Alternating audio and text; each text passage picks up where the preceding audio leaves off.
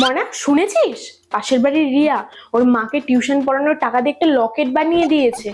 আর তুই তো মনা, জানিস তো শোভন আছে না, আরে তোদের সাথে পড়তো, ও একটা পার্ট টাইম চাকরি করছে আর সাথে পড়াশোনা।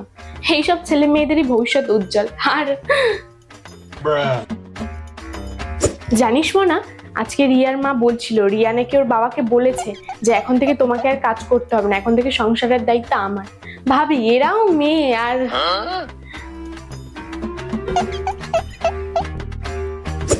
ও মামা, বলছি একটা প্রিন্টার কিনে দাও না গো, স্কুলের প্রজেক্ট গুলো করতে খুব সুবিধা হবে। রিয়াকেও ওর মা কিনে দিয়েছে।